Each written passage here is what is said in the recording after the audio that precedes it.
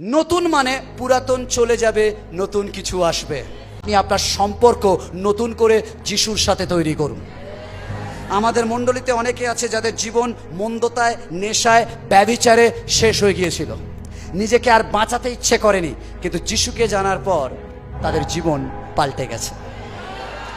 নিজে নতুন মানুষ হয়ে উঠেছে, নতুন হয়েছে, নতুন সৃষ্টি। হালেলুয়া।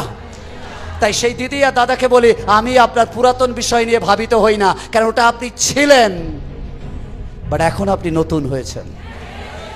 কেমন শুনছেন? কিন্তু অনেকের স্বভাব এখনো সেই পুরানোর দিকে তাকিয়ে থাকা।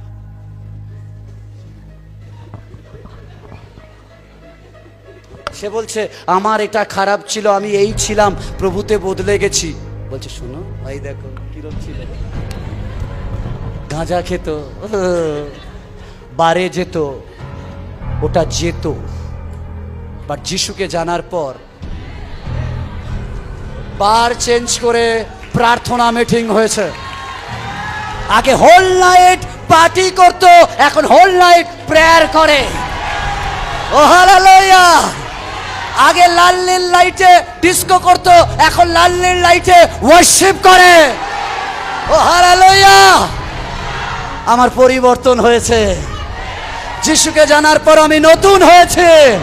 হ্যাঁ, ওটা আমার পাস ছিল, বাট যিশু সেন্টারে আসার পর এখন আমার নতুন হয়েছে। আমি আর পুরানোতে কাঁদি না, পুরানোতে দুঃখ পাই না, ওটা আমার কাল। হালেলুয়া।